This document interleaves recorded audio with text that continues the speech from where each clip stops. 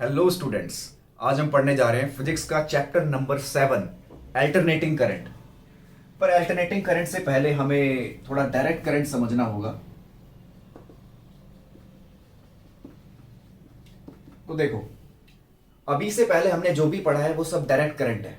यानी चैप्टर 3 में हमने जितने भी क्वेश्चंस करे हैं वो सारे डायरेक्ट करंट के हैं, या उससे पहले जो भी तुम लोगों ने पढ़ा होगा वो सब डायरेक्ट करंट ही पढ़ा है। यानी डायरेक्ट करंट का जो सोर्स है, हमने इस तरीके से बैटरी बनाई थी। इस बैटरी से जो करंट निकलता है वो डायरेक्ट करंट निकलता है। ये बैटरी का मैंने पॉजिटिव टर्मिनल और नेगेटिव टर्मिनल बना दिया। तो ये हमारा डायरेक्ट करंट का सोर्स है, जहां से डायरेक्ट करंट निकलता है। अब डायरेक्ट करंट होता क्या है? Flow of charge in one direction.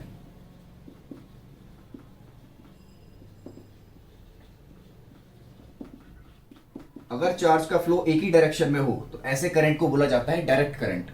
बहुत सारे एग्जांपल है इसके, बस हमें ध्यान ये रखना है कि चार्ज हमारा एक ही डायरेक्शन में फ्लो हो रहा हो। इस तरीके से देखो, यहां पर हमारा चार्ज एक ही डायरेक्शन में फ्लो हो रहा है, यानी डायरेक्शन चेंज नहीं हो रही है। ये ऊपर वाली डायरेक्शन को मैंने पॉजिटिव डायरेक्शन ले लिया, यहाँ पे करंट दिखा देते हैं, यहाँ पे टाइम दिखा देते हैं। तो करंट यहाँ पर हमेशा पॉजिटिव है। चाहे तो हम इसको ऐसे भी दिखा सकते हैं, यहाँ पर इस तरीके से देखो, यहां पर भी करंट हमेशा पॉजिटिव ही नजर आ रहा है। यानी ऊपर की तरफ करंट पॉजिटिव है, ये सभी को पता है कि ऊपर पॉजिटिव एक्सेस होती है, नीचे नेगेटिव एक्सेस होती है। तो यहां पर भी करंट हमेशा पॉजिटिव है, तो ये भी हमारा डायरेक्ट करंट का एग्जांपल है। और कुछ भी दिखा सकते हैं, मान लो इस तरीके से, ये भी हमारा डायरेक्ट करंट का एग्जांपल है। यहां पर जो करंट फ्लो कर रहा है वो डायरेक्ट करंट है, क्योंकि यहां पर भी डायरेक्शन हमेशा पॉजिटिव है। ठीक है, तो ये हमारा डायरेक्ट करंट होता है। और डायरेक्ट करंट का सोर्स जो है वो इस तरीके की एक बैटरी होती है। ठीक है, इसके बाद आते हैं अल्टरनेटिंग करंट पे।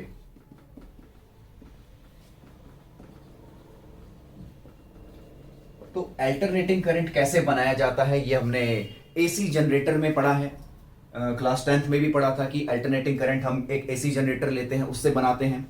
और इसमें पिछले चैप्टर में भी हमने पढ़ा है, चैप्टर नंबर 6 में, कि हम एसी जनरेटर से कैसे अल्टरनेटिंग करंट बना सकते हैं। अब अल्टरनेटिंग करंट का मेन रोल क्या है? यहां पर फ्लो ऑफ चार्ज सिर्फ एक डायरेक्शन में नहीं होता, दो डायरेक्शन में होता है। कुछ टाइम के लिए पॉजिटिव, कुछ टाइम के लिए नेगेटिव, कुछ टाइम के लिए फिर पॉजिटिव, कुछ टाइम के लिए नेगेटिव। तो इस टाइप का flow of charge changes direction periodically. यानी चार्ज का जो फ्लो है वो अपनी डायरेक्शन पीरियोडिकली चेंज कर रहा है। आधे टाइम के लिए मान लो पॉजिटिव डायरेक्शन में फ्लो कर रहा है, फिर आधे टाइम के लिए नेगेटिव डायरेक्शन में फ्लो कर रहा है, फिर आधे टाइम के लिए पॉजिटिव डायरेक्शन में फ्लो कर रहा है, फिर आधे टाइम के लिए नेगेटिव डायरेक्शन में फ्लो कर रहा है। तो इस टाइप के चार्ज के फ्लो को, यहां से जो करंट बन रहा है उसको हम अल्टरनेटिंग करंट कहते हैं। या हम इसको इस तरीके से भी दिखा सकते हैं। ये देखो, ये चार्ज हमारा मान लो आधे टाइम के लिए पॉजिटिव में फ्लो कर रहा है, उसके बाद आधे टाइम के लिए नेगेटिव में फ्लो कर रहा है, फिर आधे टाइम के लिए पॉजिटिव में, फिर आधे टाइम के लिए नेगेटिव में। तो इस टाइप के फ्लो को हम अल्टरनेटिंग करंट कहते हैं। चार्ज अगर इस टाइप से फ्लो हो रहा है तो उसको अल्टरनेटिंग कहा जाता है, अल्टरनेटिंग करंट कहा जाता है। या हम इस तरीके से भी दिखा सकते हैं, ये आधे के लिए पॉजिटिव फ्लो हुआ, फिर आधे के लिए नेगेटिव में फ्लो हुआ, फिर आधे के लिए इस तरीके से पॉजिटिव में फ्लो हुआ, फिर आधे के लिए इस तरीके से नेगेटिव में फ्लो हुआ। तो फ्लो ऑफ चार्ज की डायरेक्शन पे डिपेंड करता है कि वो करंट किस तरीके का है। अगर चार्ज एक ही डायरेक्शन में फ्लो कर रहा है तो वो हमारा डायरेक्ट करंट है। अगर चार्ज हमारा दोनों डायरेक्शन में फ्लो कर रहा है, पीरियोडिकली, हाफ साइकिल के लिए पॉजिटिव डायरेक्शन, हाफ के लिए नेगेटिव डायरेक्शन, तो इस टाइप के करंट को अल्टरनेटिंग करंट कहा जाता है। ठीक है, इसको मिटा देते हैं। इसके बाद हम आगे बढ़ते हैं चैप्टर में। ये हमारा बेसिक चीज है कि अल्टरनेटिंग करंट और डायरेक्ट करंट क्या होता है। इसके बाद हमें समझना है एवरेज वैल्यू पर। तो एवरेज वैल्यू तो सभी ने पढ़ा हुआ है। एवरेज वैल्यू क्या होता है? सम ऑफ ऑब्जर्वेशन डिवाइड में टोटल नंबर ऑफ ऑब्जर्वेशन। ठीक है, तो ये एवरेज वैल्यू सभी ने पढ़ी हुई है अपने बचपन में, जब भी तुम पढ़ते हो। ठीक है, अगर हमें ऑब्जर्वेशन दिख रही है, जैसे मान लो हमें कुछ वैल्यूज गिवन है, a1 की वैल्यू है 2, a2 की वैल्यू है 3, a3 की वैल्यू है 4, कोई भी वैल्यू, a4 मान लो 5 है, इस तरीके से। तो इसका एवरेज निकालना बहुत ही आसान है। हमें सबको ऐड करना है और डिवाइड में टोटल जितने भी हैं वो डाल देना है। तो ये हो गया हमारा सम ऑफ ऑब्जर्वेशन डिवाइड में टोटल नंबर ऑफ ऑब्जर्वेशन, इसको बोल देंगे ए मीन। मीन वैल्यू आ गई यहां से। तो ये चीजें हमने बचपन में करी हुई हैं। लेकिन नई चीज यहां पर क्या है कि अगर हमें कोई फंक्शन दे दिया जाए, मान लो 2x+3 हमें कोई फंक्शन दे दिया जाए और हमें फंक्शन की एवरेज वैल्यू निकालनी है। ये एवरेज वैल्यू का साइन होता है, find average value of fx from x equals to 1 to x equals to 5। मान लो यहां पर हमें फंक्शन की एवरेज वैल्यू निकालनी है x इक्वल्स टू 1 से लेकर x इक्वल्स टू 5 के बीच में। तो देखो यहां पर सम ऑफ ऑब्जर्वेशन क्या होगा, यहां पर सम ऑफ ऑब्जर्वेशन हो जाएगा इंटीग्रेशन fx dx और लिमिट है 1 से लेकर 5 तक। इंटीग्रेशन का मतलब क्या होता है, ऐड करना। तो हमने सभी fx को ऐड कर दिया जो 1 से लेकर 5 के बीच में आ रहे हैं। तो ये हो गया हमारा सम ऑफ ऑब्जर्वेशन। अब डिवाइड में हमें क्या लिखना है, टोटल नंबर ऑफ ऑब्जर्वेशन। तो टोटल नंबर ऑफ ऑब्जर्वेशन क्या आ जाएगा, टोटल नंबर ऑफ ऑब्जर्वेशन यहां से आ जाएगा इंटीग्रेशन dx। तो टोटल जितने भी x हैं उन सभी को ऐड कर देंगे तो वो हमारा टोटल नंबर ऑफ ऑब्जर्वेशन है। और लिमिट जो भी दे रखी है यहां पर मैं एक जनरल फॉर्मूला ही लिख देता हूं। मान लो x1 से x2 के बीच में हमें लिमिट दे रखी है, तो ये हमारा एवरेज वैल्यू हो जाएगा fx का। तो ये एवरेज वैल्यू का फॉर्मूला बन गया है इंटीग्रेशन fx dx डिवाइड में इंटीग्रेशन dx। जो भी हमें लिमिट दे रखी है उस लिमिट में हम एवरेज वैल्यू निकाल सकते हैं। तो यहां पर अगर हमें एवरेज वैल्यू निकालनी है तो देखो यहां पर क्या हो जाएगी, इस फंक्शन की एवरेज वैल्यू हो जाएगी 2x+3 को इंटीग्रेट करना है और नीचे dx को इंटीग्रेट करना है। और लिमिट हमें दे रखी है 1 से लेकर 5 के बीच में। ठीक है, तो लिमिट लगा देते हैं 1 से 5 के बीच में। अब 2x+3, अब जिसको इंटीग्रेशन आता है, ठीक है, जिसको नहीं आता है वो वीडियो में देख सकता है जाके, हमारा जो बेसिक मैथमेटिकल टूल्स का वीडियो है उसमें देख सकता है। तो 2x को मैं डायरेक्ट इंटीग्रेट कर रहा हूं, 2x² 2 हो जाएगा प्लस 3 का हो जाएगा 3x। ठीक है, लिमिट पुट कर देंगे 1 से 5 और नीचे dx का इंटीग्रेशन x ही होता है, तो लिमिट 1 से 5। अब हमें अपर लिमिट माइनस लोअर लिमिट करना है, तो एक बार हम x की जगह 5 पुट कर देंगे। 25 प्लस 15 ये हमारा हो जाएगा 40 माइनस, अब x की जगह 1 पुट करेंगे तो ये 1 प्लस 3 हो जाएगा 4 डिवाइड में 5 माइनस 1 ये भी 4 हो जाएगा। तो ये हमारा आ जाएगा 36/4, यानी इसकी एवरेज वैल्यू आ रही है 9। तो इस तरीके से एवरेज वैल्यू निकाली जाती है। यहां पर एक और एग्जांपल दे देते हैं। मान लो हमने कुछ करंट ले रखा है 2t² प्लस, या 3 ले लेते हैं, 3t² प्लस 2। मान लो ये हमने करंट ले रखा है। अब यहां पर हमें निकालनी है करंट की average value from t equals to 0 to t equals to 2 seconds. तो 0 से 2 सेकंड के बीच में करंट की एवरेज वैल्यू निकालनी है। तो करंट की एवरेज वैल्यू निकालेंगे, करंट का फॉर्मूला होता है चार्ज बाय टाइम। ठीक है, तो करंट का अगर मैं I एवरेज लिखूं तो I एवरेज हो जाता है टोटल चार्ज बाय टाइम। अब ये जो टोटल चार्ज है वो क्या है कि जो भी हमें टाइम गिवन है, जो भी टाइम इंटरवल गिवन है, उस इंटरवल में कितने चार्ज फ्लो हो रहे हैं। जो भी यहां पर हमें टाइम इंटरवल दे रखा है उस टाइम इंटरवल में कितने चार्ज फ्लो हो रहे हैं। तो चार्ज निकालने का तरीका, जैसे मान लो करंट को हम ये भी लिख सकते हैं इंस्टेंटेनियस करंट को dq/dt। तो यहां से I dt हमारा आ जाएगा dq, और हमें अगर चार्ज निकालना है तो दोनों साइड इंटीग्रेशन लग जाएगा। और टाइम कितना दे रखा है, यहाँ पे टाइम दे रखा है 0 से 2 सेकंड। तो यहां पर अगर मैं 0 से 2 सेकंड पुट कर दूं और यहां 0 से q, तो हमारा चार्ज आ जाएगा इंटीग्रेशन I dt। और टोटल टाइम के लिए हम क्या करेंगे, इंटीग्रेशन dt। तो देखो ये हमारा वही फॉर्मूला बन गया है इंटीग्रेशन I dt। मतलब जो भी हमारा फंक्शन होता है, यहां पे फंक्शन हमारा I है, वहां पर मैंने fx लिया था, यहां पर फंक्शन I है। तो यहां पर हमारा हो जाएगा, अगर मैं डायरेक्ट फॉर्मूला अप्लाई करूं, इंटीग्रेशन I dt डिवाइड में इंटीग्रेशन dt, और I जो फंक्शन है वो लिख देंगे 3t² प्लस 2। ठीक है, नीचे इंटीग्रेशन dt, और लिमिट हमारी क्या है, 0 से 2 सेकंड के बीच में है। अब ये इंटीग्रेशन बहुत ही आसान है, यहाँ पे 3t³ हो जाएगा प्लस 2t, और डिवाइड में dt का इंटीग्रेशन t होता है और लिमिट वही 0 से 2। ये 3 से 3 कट जाएगा। अब एक बार मैं अपर लिमिट पुट कर रहा हूं, टाइम की जगह 2 पुट करेंगे, यहाँ 8 आ जाएगा, यहाँ 4 आ जाएगा। 12 माइनस टाइम की जगह 0 पुट करेंगे तो 0 ही आएगा। नीचे टाइम की जगह 2 पुट किया, -0, तो हमारा 12/2 यानी कि 6।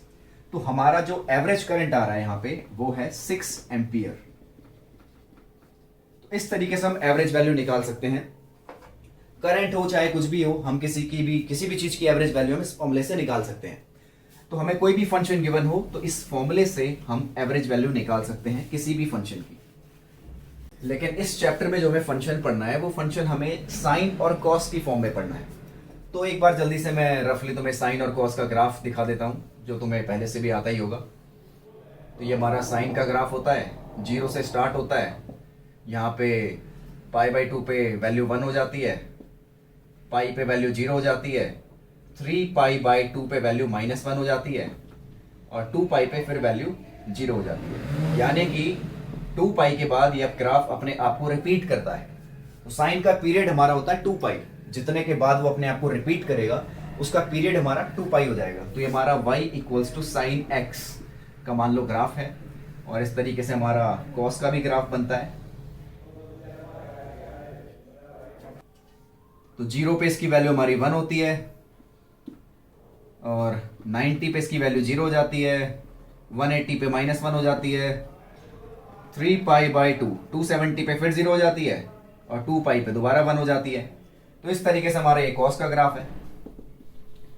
ये भी अपने आप को 2π के बाद रिपीट कर रहा है, देखो यहाँ पे इस तरीके से, यहाँ पर भी सेम इसी तरीके से अपने आप को रिपीट कर रहा है 2π के बाद। तो cos का पीरियड भी हमारा कितना होता है, 2π होता है।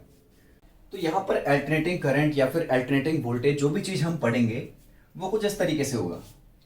मान लो हमें जो करंट है वो दे रखा है I0 sin ωt। तो इस तरीके की चीज तुमने पहले भी देखी हुई है, ये हम पिछले साल पढ़ते थे क्लास 11th में ऑस्किलेशंस चैप्टर में। I0 यहाँ पर क्या है, I0 यहाँ पर मैक्सिमम वैल्यू है। ये जो I0 है ये मैक्सिमम वैल्यू है, पीक वैल्यू कहा जाता है इसको। I0 यहाँ पर पीक वैल्यू है किसकी, करंट की, पीक वैल्यू ऑफ करंट। और ωt यहाँ पर क्या होता है, फेज, अंदर का जो एंगल है उसको फेज बोला जाता है। तो हमें इसका एवरेज वैल्यू निकालना है। देखो अगर I0 sin ωt का अगर हम एवरेज वैल्यू निकालने जाएं, वो भी फुल साइकिल के लिए, फुल साइकिल मतलब 0 से 2π के बीच में, अगर I0 sin ωt की एवरेज वैल्यू निकालेंगे 0 से 2π के बीच में, तो वो हमारी कितनी आएगी, 0 आएगी। 0 क्यों आएगी, क्योंकि हाफ साइकिल के लिए देखो पॉजिटिव, हाफ साइकिल के लिए नेगेटिव, और वैल्यू सेम ही है। हाफ साइकिल के लिए जितना पॉजिटिव में वैल्यू है उतना ही नेगेटिव में वैल्यू है, तो कट के 0 हो जाएगा। फुल साइकिल के लिए इसकी वैल्यू 0 आएगी। और ये सॉल्व करके भी दिखा देते हैं। हमारा फॉर्मूला होता है, जो भी फंक्शन दे रखा है वो dt, और इसको हमें इंटीग्रेट करना है फुल साइकिल के लिए। तो फुल साइकिल के लिए जो हमारा टाइम होगा उसको 0 से मैं t लिख देता हूँ, और नीचे इंटीग्रेशन dt, और इसका भी टाइम 0 से t लिख देते हैं। तो ये हमारी करंट की एवरेज वैल्यू आ रही है फुल साइकिल के लिए। ठीक है, तो I0 तो इंटीग्रेशन के बाहर आ जाएगा। साइन का इंटीग्रेशन होता है -cos ωt, और जो टाइम का कोफिशिएंट है उससे डिवाइड करना पड़ता है। ये इंटीग्रेशन का रूल है कि जो भी हमारा वेरिएबल है उसके कोफिशिएंट से डिवाइड करना पड़ेगा। ठीक है, और नीचे dt का इंटीग्रेशन t, और दोनों में ही लिमिट 0 से t, यहाँ पर भी लिमिट 0 से t। ठीक है, अब देखो, अब हम एक बार पुट करेंगे अपर लिमिट, ये मैं मिटा देता हूं। उसके बाद हम पुट करेंगे लोअर लिमिट। तो अपर लिमिट में तो हो जाएगा हमारा स्मॉल t की जगह कैपिटल T आ जाएगा। तो हो जाएगा इस तरीके से I0 -cos omega capital T upon omega, और माइनस, और ये माइनस मिलकर प्लस हो जाएगा cos ओमेगा इंटू 0/ओमेगा। ये हो गया ऊपर का, और नीचे तो सीधा t - 0 आ जाएगा। ठीक है, अब इसको मैं इस तरीके से लिख रहा हूं, I0/t, नीचे वाले t को मैंने I0 के साथ लिख दिया, I0/t, और कैपिटल T जो हमारा टाइम है उसका फॉर्मूला होता है 2π/ओमेगा। तो ये तुम लोगों ने पिछले साल भी पढ़ा हुआ है, इस साल भी पढ़ा हुआ है, और जिसको याद नहीं है वो अब याद कर लेना। तो ये हमारा टाइम पीरियड का फॉर्मूला है 2π/ओमेगा, प्लस ये तो cos 0 हो जाएगा, तो cos 0 को मैं सीधा 1 लिख रहा हूँ, 1/ओमेगा। ठीक है। इसके बाद I not by T, omega से ओमेगा कट गया, माइनस कॉस 2 पाई। तो माइनस कॉस 2 पाई की वैल्यू होती है 1, यानी minus as it is cos 2 pi की वैल्यू 1।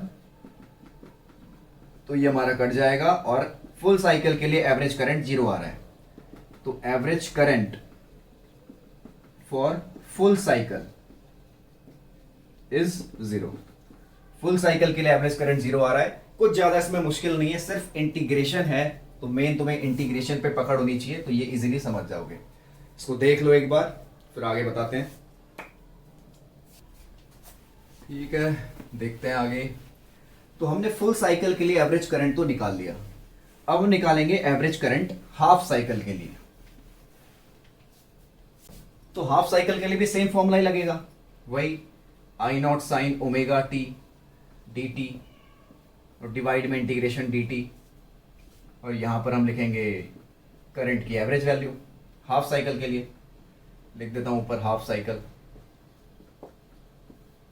ठीक है, हाफ साइकिल में टाइम क्या हो जाएगा, 0 से t/2, यहां भी 0 से t/2। तो सेम वही करना है, आई नॉट बाहर ले लेना है। साइन का इंटीग्रेशन मैं डायरेक्ट लिख रहा हूं, कॉस ओमेगा टी डिवाइड में ओमेगा, लिमिट 0 से t/2। ठीक है, नीचे भी लिमिट 0 से t/2। उसके बाद I naught upper limit minus lower limit, तो माइनस कॉस ओमेगा t/2 और नीचे ओमेगा, माइनस माइनस प्लस कर दिया मैंने, कॉस ओमेगा 0 बाय ओमेगा और नीचे t/2 माइनस 0। ठीक है, तो अगले स्टेप में आई नॉट, ये नीचे वाला 2 ऊपर ले जाते हैं, डिवाइड में t, अंदर आ जाएगा, मतलब वैल्यू पुट करनी पड़ेगी t की, 2 पाई बाय ओमेगा। यहां पर तो हो जाएगा हमारा cos 0 1, तो 1 बाय ओमेगा। तो यहां ओमेगा से ओमेगा कट रहा है, 2 से 2 कट रहा है, cos पाई बचेगा अंदर, और cos पाई की वैल्यू होती है -1। तो यहां लिख देते हैं 2 आई नॉट बाई टी, cos पाई की वैल्यू -1। तो माइनस माइनस मिलकर +1 हो जाएगा, और यहां भी 1 बाय ओमेगा। तो ये हो गया हमारा 2 आई नॉट बाई टी, और 1 by omega plus 1 by omega means 2 by omega. ठीक है, अब टाइम की वैल्यू पुट कर देंगे, ये भी 2 पाई बाय ओमेगा। ओमेगा से ओमेगा कट गया, 2 से 2 कट गया, तो ये हमारा आ रहा है 2 आई नॉट बाय पाई। तो ये हमारी हाफ साइकिल के लिए करंट की एवरेज वैल्यू आ गई है। और करंट हमने क्या लिया था, आई नॉट साइन ओमेगा टी। तो इसी टाइप का करंट हमें पूरे चैप्टर में पढ़ना है। ठीक है, इसके बाद देखते हैं, देख लो एक बार ये भी। इसके बाद देखते हैं कोई नॉर्मल साइन और कॉस की एवरेज वैल्यू कितनी आती है, भी देख लेते हैं। नॉर्मल साइन और कॉस की एवरेज वैल्यू होती क्या है, जैसे मान लो साइन एक्स, इसकी हमें एवरेज वैल्यू निकालनी है। तो हम क्या करेंगे, साइन एक्स की एवरेज वैल्यू के लिए integration sine x dx divide में dx। अब यहां पर जो x है वो अंदर का एंगल है। अब इसकी फुल साइकिल के लिए अगर वैल्यू निकाली जाए, तो फुल साइकिल के लिए तो डायरेक्ट वैल्यू 0 आएगी।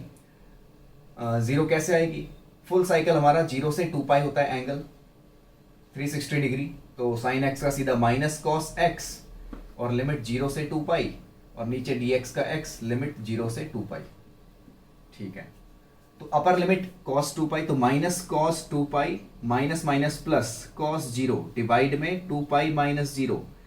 cos 360 की वैल्यू होती है 1, cos 0 की वैल्यू होती है 1, तो ये हमारा आ गया 0।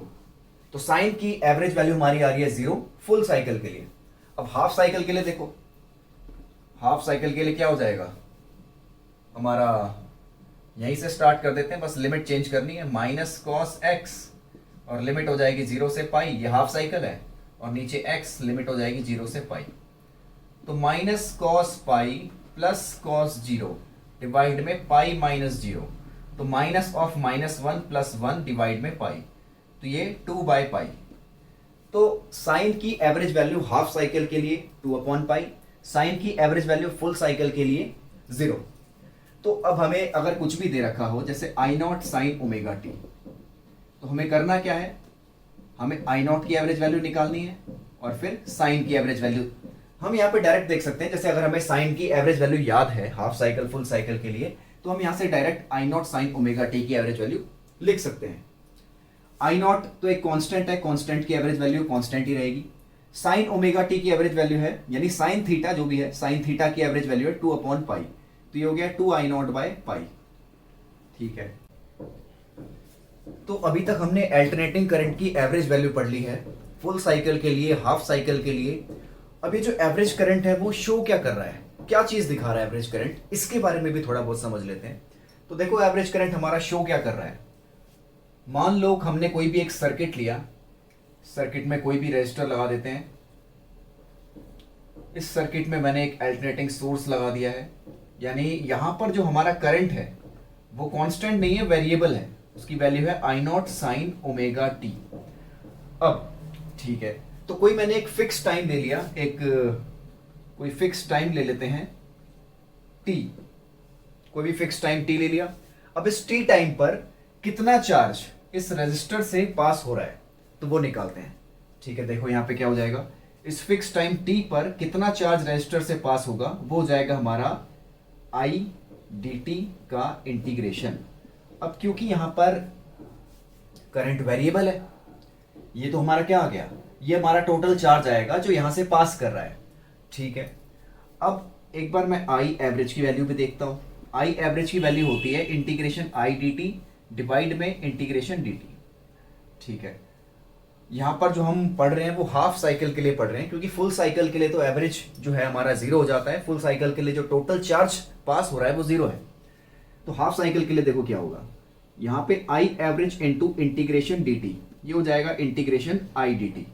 इंटीग्रेशन डी टी तो टी आ जाएगा, इंटीग्रेशन आई डी टी। ठीक है, तो ये इंटीग्रेशन आई डी टी क्या है, इस सर्किट से किसी टी टाइम पर जो चार्ज फ्लो हो रहा है वो है इंटीग्रेशन आई डी टी। अब इसी सर्किट में अगर मैं एक कांस्टेंट करंट मान लूं आई एवरेज, इसी सर्किट में एक कांस्टेंट करंट में मान लूं आई एवरेज, वो आई एवरेज टी टाइम पर जो चार्ज हमें देगा वो भी सेम चार्ज ही आ रहा है। यानी कि यहां पर क्या चीज हो रही है, यहां पर ये हो रहा है कि हमारे पास सर्किट भी सेम है, टाइम भी सेम दे रखा है। एक बार हमने अल्टरनेटिंग करंट को यहां पे मूव करवाया तो अल्टरनेटिंग करंट ने इस सर्किट में हमें कुछ चार्ज दिया, मान लो Q। एक बार हमने एक एवरेज करंट को मूव करवाया यानी कांस्टेंट करंट को, वो भी सेम चार्ज दे रहा है। तो average value of N AC current, यानी किसी भी एसी करंट की एवरेज वैल्यू को हम कुछ इस तरीके से डिफाइन कर सकते हैं कि average value of AC current क्या है, इस स्टेडी करंट जो हमें सेम चार्ज दे रहा है फिक्स टाइम और सेम सर्किट से जितना कि एसी करंट देगा। यानी इस सर्किट पर सेम टाइम पर जितना ये अल्टरनेटिंग करंट चार्ज देगा उतना ही ये एवरेज करंट भी चार्ज देगा। इस तरीके से हम एवरेज करंट को डिफाइन कर सकते हैं। तो इसको हम कुछ इस तरीके से लिखेंगे, average value of N AC current is that value of a steady current which sends the same amount of charge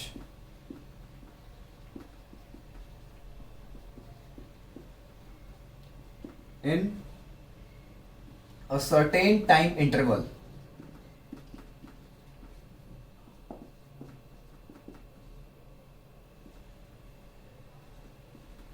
as it sent by an AC current through same circuit in same interval of time। तो ये भाई हमारा average current का मतलब है।